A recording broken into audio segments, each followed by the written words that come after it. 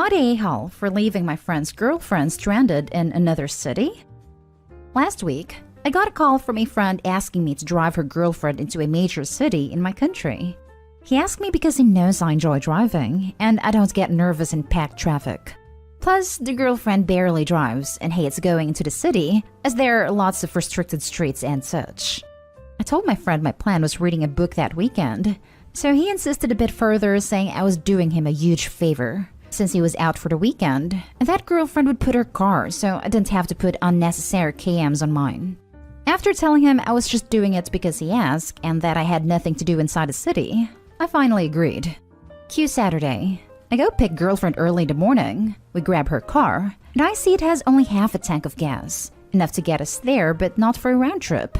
She acknowledges it and tells me we'll fill it up in the city, whatever. During the 3-hour trip, she kept complaining I was going too slow and that she was going to miss an important appointment. I was going the speed limit the whole time. Once we got to the city, we parked in a repay and asked me to pay since she didn't bring any cash. Whatever. I wanted to go to a park and read while she was busy, but I had to run errands with her because she didn't feel safe in the city center on a sunny day. Whatever.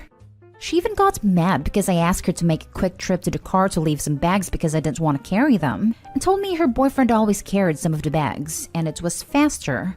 I started to get annoyed here and told her so. Once she got done with all she had to do, we went back to the car. But before I got in, she mentioned I still hadn't given her the money. When I asked her what she meant, she said I had to pay for half the tank as I had gone with her.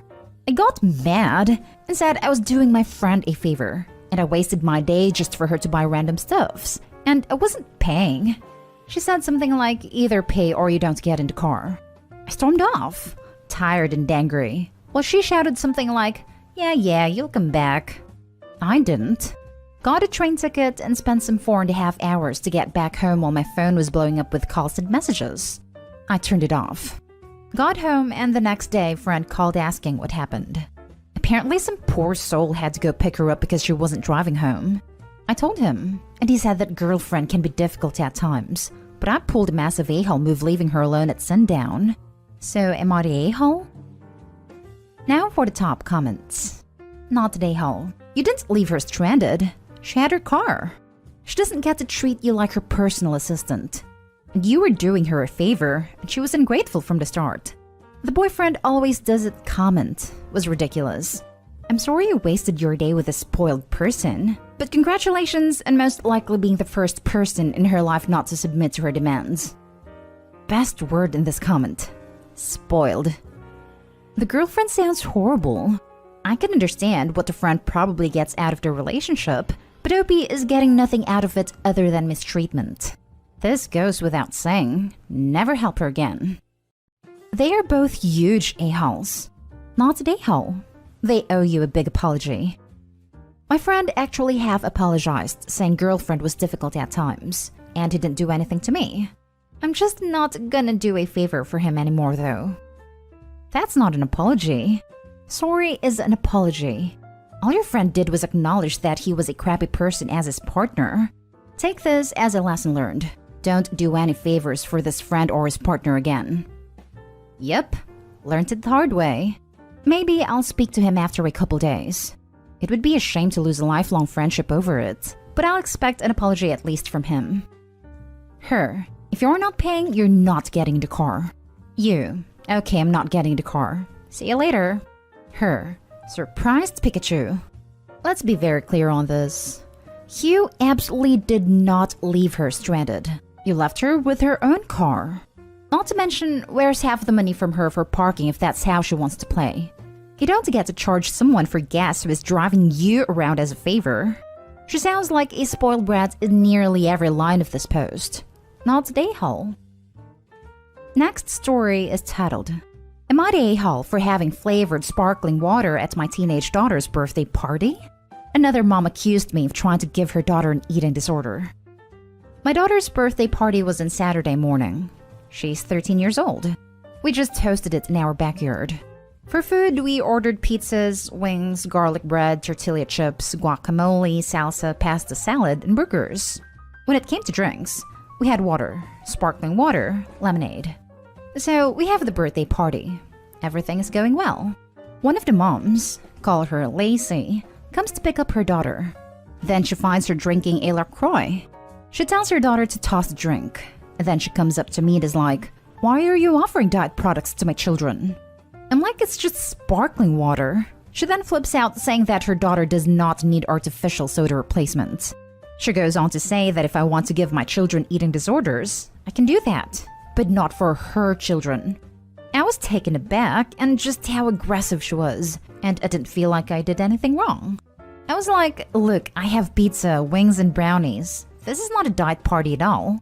She then tells me I have no right to judge what is a diet product or not. She and her daughter both left. Also, she later posted on Facebook, I'm not friends with her, that some people are trying to push diet products onto children that aren't even theirs. For what it's worth, if my children wanted soda, I'm cool with them having it in moderation, but none of my children do. And it was just really odd for me too. Like, I have never heard of anyone say that flavored sparkling water is an artificial replacement for soda. Also, I didn't say anything to her, but it was extra odd because both her and her daughter were obese. So it's just extra odd they are accusing me of trying to give them eating disorders. Not day-haul at all. Seems to me like she was self-conscious of her own issues and decided to attack you for it. I think it was clever you had sparkling water. You also had other options for drinks. It's not as though you forced her child to drink sparkling water. I appreciate it when water is also available at parties. I can't quite quench my thirst with sweet drinks. I also like water as an option, though I have no problem drinking sweet drinks. Water and tea are almost always available. Don't let this eat at you too much. Not day-haul. That lady has serious issues. Sounds like she's already got an eating disorder and is passing it onto her child. Also, the idea of diet water is really funny to me. Like, the default is Mountain Dew, and water is diet hydration. Not day-haul for offering sparkling water. The young lady had a choice, that's what she chose. Personal informed choice is a protective factor against eating disorders. I think Mama is defensive about her size.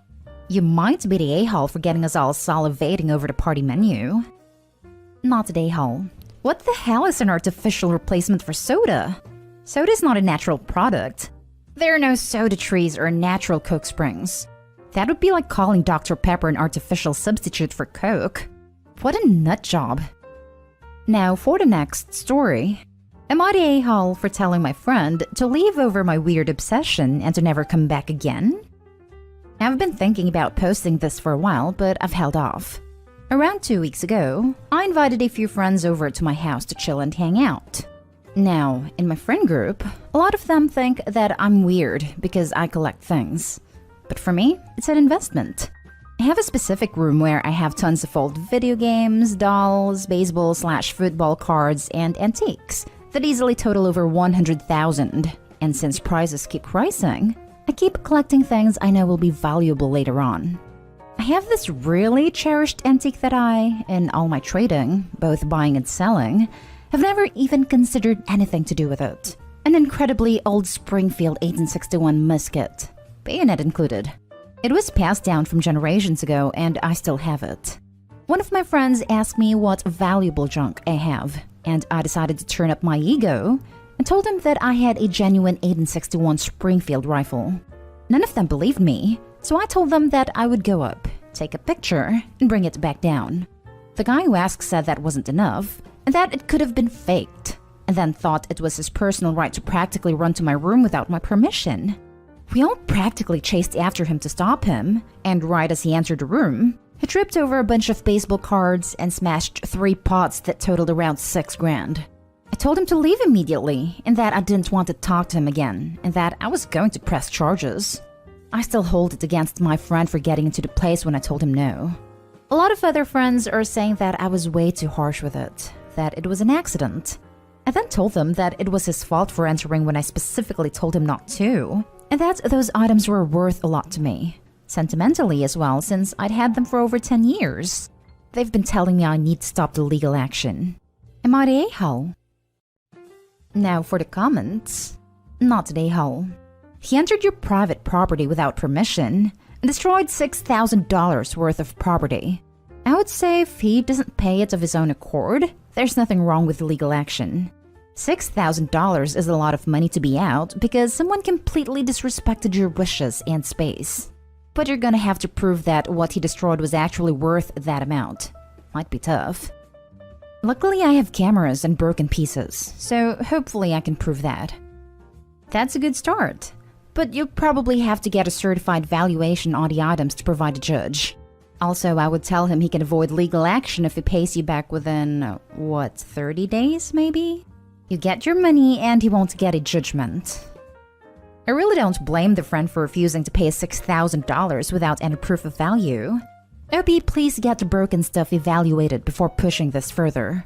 If it were me, I'd be offering to pay for it immediately, but not without an evaluation.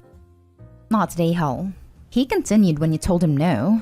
Any antique store would have a policy of, you broke it, you bought it. Based on your post, I am left to assume that you are a responsible antique and collectible owner, so all items are insured. He owes you the deductible in your insurance claim. If he refuses to cover the deductible, you have no option but to sue him for that value. Info. Opie, is your room organized? You're a collector, so I'm assuming your cards should be filed, and vases and cabinets are in protective packaging. You say that he tripped as he entered. If your baseball cards were in the box in the doorway or piled on the floor, it's likely to be classed as accidental damage, and it might be an insurance claim for you. Or not a claim at all, rather than a claim against him. Basically, if it's investigated and it deemed a hoarding situation rather than a managed collection, then you could end up finding yourself in a bit of a sticky situation, both with claims and also with fines from fire marshals, etc. Now, for the last story. Am I the a-hole for not quitting the guild with my husband? We have been married for 12 years, together for 15. Up until the events of the last year, I was not really big into video games or gaming. But with being locked up in the house and not being able to really do things that we normally did together, my husband got me into online gaming with him. Normally, my husband is a very quiet and reserved person. But when he games, it's like a switch flips and he just becomes a different person. My character is low level, so he does runs with me on a different low level character he has so we can play together. Last night, we did a dungeon with a group of people who were new to our guild or just made new characters, also low level like me. The healer was not good as he is still learning, and my husband lost his mind because we kept dying. Slamming his fists on his desk, yelling in Discord, the works. It was really annoying to me. I am the type who, when we die, says keep going until we get it. He is the type who gets enraged and yells. We have had multiple conversations about this. I have told him repeatedly that his attitude/behavior ruins the game for everyone, but he just says if people didn't suck, he wouldn't get so mad. Last night, I absolutely had it with his yelling and cursing. I play these games to relax and have a good time, and I find it irritating that we cannot have a single session without him acting like this. So I mentioned it to one of my online friends, who is also in our guild, and they agreed that my husband's behavior was problematic. Our GM messaged him and told him that he was getting complaints about him, and basically said he was on thin ice, and if he kept it up, he would be kicked out. My husband basically told him that he didn't care and quit, and then demanded that I do the same. I told my husband that I was not going to quit, that his attitude and behavior are the reason people, including me, do not want to play with him, and that if he wants to continue this hobby together as a couple, he either needs to get therapy for his anger issues or we need to find a new game to play that will be less rage-inducing for him. He called me a traitor and is now saying that he doesn't want to play games with me anymore. Am I the a-hole for not quitting too? Not the a-hole. Sounds like your suggestion of therapy is a really good idea.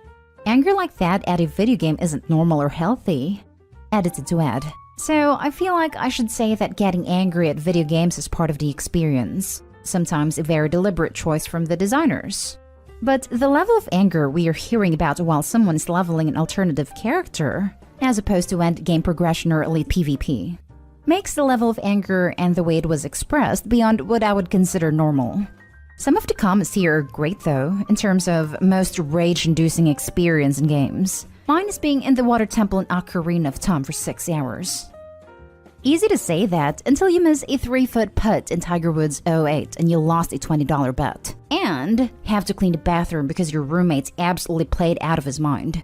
Damn you, Drew. I'll never forgive you. You rat bastard. Not today, Hull. Your husband's behavior does nothing to help. Significant other is a raid leader, and I know he gets frustrated. But instead of screaming and banging his fists, he calmly asks for feedback and offers ideas for why something went badly and how that can be resolved. Because it is an effing video game, and you can razz your character. Your husband's attitude is awful, and he shouldn't care about being out when he thinks he's so much better than the rest of the guild.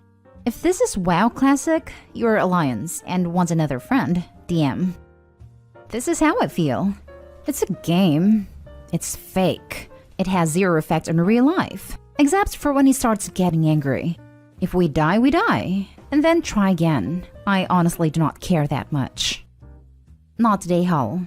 GM was more than fair. Husband decided to rage quit. None of this should extend to you. He needs to sort out his anger issues. Games are supposed to be fun. Info. Just for my own curiosity, what role is your husband's character? I'm assuming it's either a tank or DPS? He plays a tank. I play mage. His low-level character is a mage like mine.